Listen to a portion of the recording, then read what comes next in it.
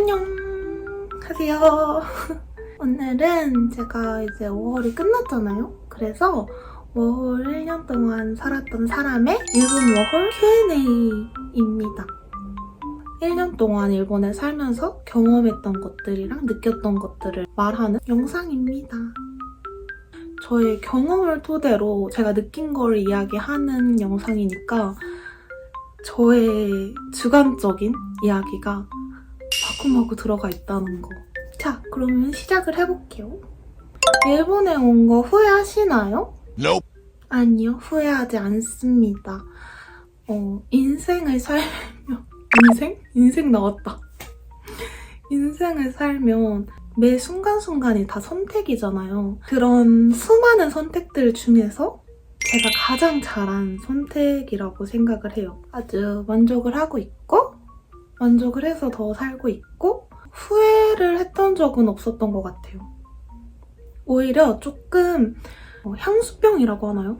한국에 돌아가고 싶다라고 생각을 했던 시기가 있었어요. 근데 이게 막 일본 싫어, 힘들어 이래서라기보다는 엄마 아빠 보고 싶고 가족들 너무 보고 싶고 친구들 너무 보고 싶다 막 이런 감정 때문에 한국에 돌아가고 싶었던 시기가 있기는 했어요. 근데 온 걸 후회하는 그런 거는 아니었기 때문에 그런 감정은 어쩔 수 없이 타지에서 혼자 생활을 하다 보면 생기는 감정인 것 같아요. 한국에 있었으면 정말 별거 아닌 집 돌아가서 가족들이랑 수다 떨거나 일 끝나고 친구들이랑 이렇게 간단하게 술 한잔 하면서 이렇게 훌훌 털어버릴 수 있는 일들도 여기서는 그게 안 되니까 오로지 나 혼자 였으니까 그런 게 안 돼서 그런 사소한 것들이 쌓이면서 갑자기 확 울컥하게 되는 시기가 오더라고요. 그런 시기가 한두 번쯤은 있긴 하지만 그래도 아주 만족하고 있기 때문에 일본에 온 거 자체는 후회한 적이 없던 것 같습니다. 친구들은 어디서 사귀나요? 친구들... 일단은 제가 일본인 친구들이 많지가 않아서 잘 모르겠지만 저는 일단 바이토에서 사귀는 거를 추천드려요. 요즘에 어떤 경로로 친구를 사귀는지 이런 거 많이 물어보시더라고요. 근데 저는 일단 바이토에서 사귀는 걸 가장 추천을 드리고요. 제가 좀 의심이 많아요. 일단 누군가를 사귈 때 의심을 좀 처음에 많이 하는 편이에요. 의심이라고 해야 되나? 좀 조심스럽다고 해야 되나? 이 사람과 한 번에 확 친해졌다가 상처받기 싫은 거죠. 그냥 자기 보호가 좀 심하다고 해야 되나? 그냥 그런 사람인데 막 요즘에 어플 통해서도 많이 만나더라고요. 주변 친구들도 헬로우톡이라는 어플 정말 많이 애용을 하고 일본인 친구들도 매칭 어플이라고 해가지고 거기서 정말 많이 사귀더라고요. 한국에서도 사용하는 분들도 계시겠지만 일본은 대부분이 사용을 하고 있더라고요. 근데 진짜 깜짝 놀랐잖아. 다른 친구들도 남자친구 생겼다길래 어디서 만났어? 나 매칭 어플. 남자친구가 없는 친구가 데이트를 나간다는 거예요. 그래서 뭐야 너 언제 남자친구 생겼어? 라고 하니까 나 남자친구 아니야. 그냥 매칭 어플에서 연락하는 사람이랑 데이트하려고. 이런 친구들이 꽤나 많다. 그래서 매칭 어플에 대한 인식이 다들 나쁘진 않구나. 많이들 애용하는 그런 어플이구나 라고 생각을 해서 요즘에는 그런 어플로도 많이 친구를 사귀더라고요. 친구뿐만이 아니라 남자친구, 여자친구도 많이 어플을 통해서 사귀더라고요. 저는 개인적으로 추천은 아니지만 이런 경로도 있다. 하지만 추천은 아니다. 저는.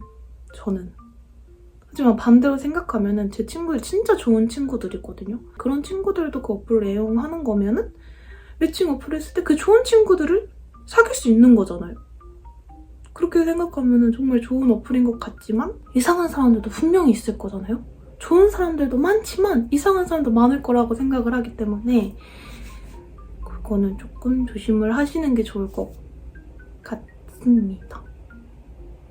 요즘에 한국 친구들은 일본을 너무 좋아하고 일본 친구들은 한국을 또 좋아하다 보니까 이런 한일 교류회? 카페? 모임? 뭐 이런 게 있더라고요. 남바에 한일 교류회 이러면서 현수막 같은 걸로 이렇게 붙여져 있더라고요. 그래서 이거 보면서 이게 뭐야? 생각을 하면서 지나갔던 적이 있거든요. 그래서 그런 거를 통해서도 만나고 카페 이런 거 찾으면은 뭐 여기저기서 사람은 사귈 수 있는 것 같지만 저는 바이토에서 사귀는 거를 추천드립니다. 이 사람이 어떤 사람인지도 바이토 하면서 알 수 있고 일도 배우고 돈도 벌고 친구도 사귀고 친구는 바이토를 하면 충분히 사귈 수 있다. 한국과 일본 문화 차이는 심한가요? 문화 차이? 다들 좀 살면서 확실히 문화 차이가 느껴진다라고 말하던데 저는 문화 차이를 느낄 만큼 제가 활발하게 누군가를 만나고 그러지 않았기 때문인가?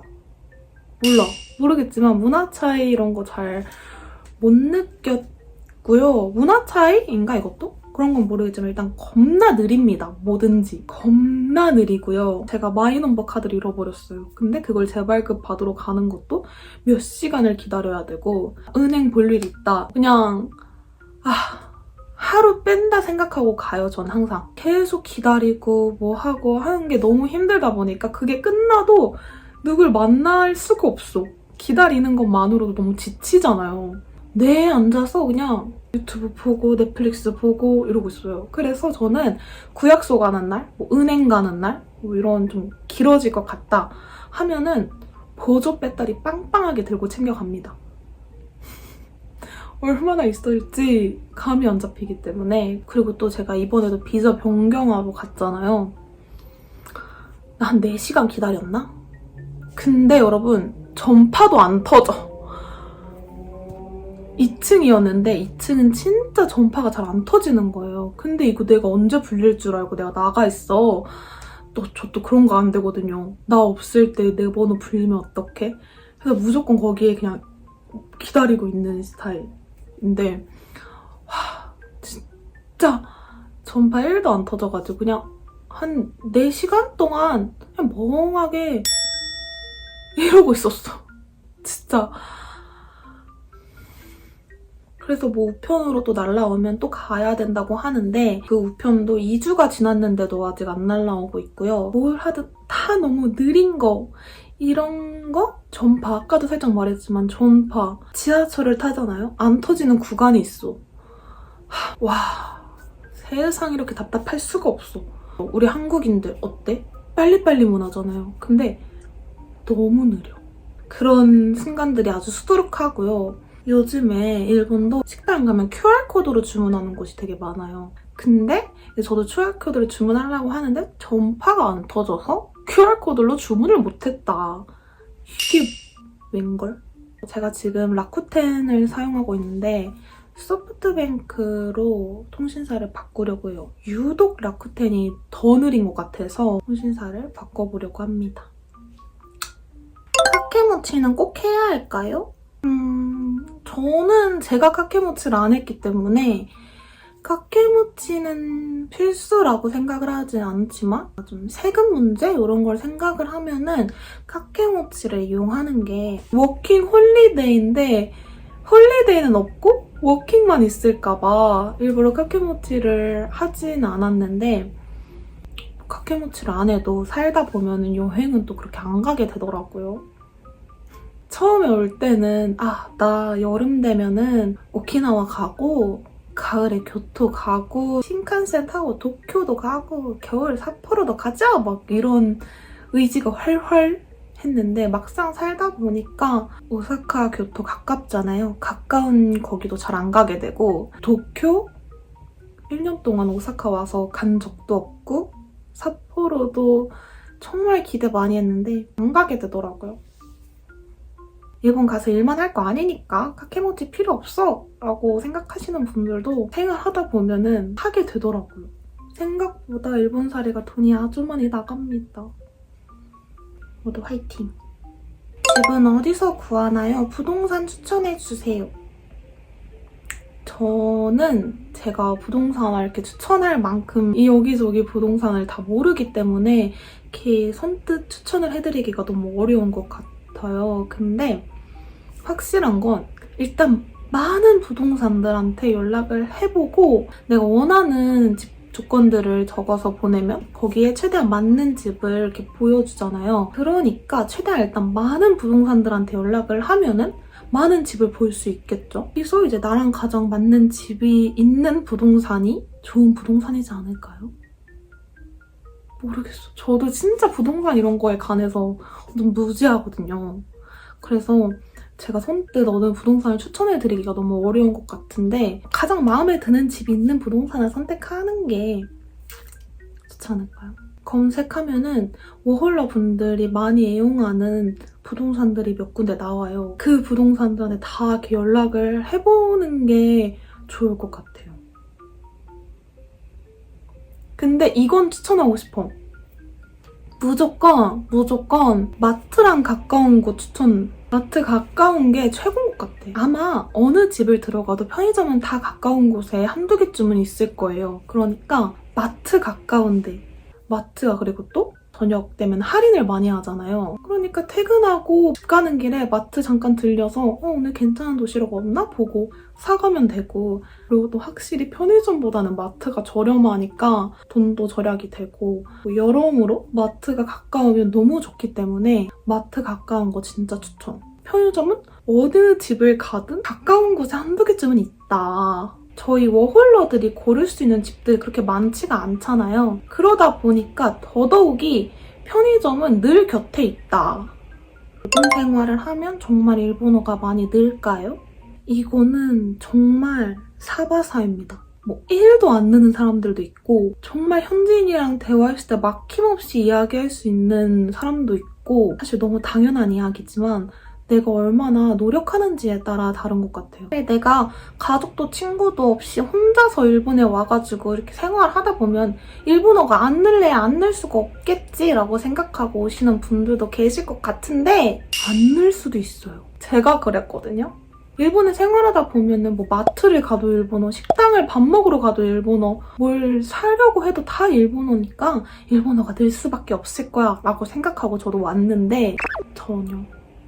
일본어 한마디도 안 하고 1년 동안 살라고 하면 살 수도 있어요. 전혀 문제가 없거든요. 오히려 저는 반대로 좀 일본어로 이야기하고 싶어서 일본어로 다가가면 외국인이구나 느끼잖아요? 그럼 그쪽에서 영어로 와요.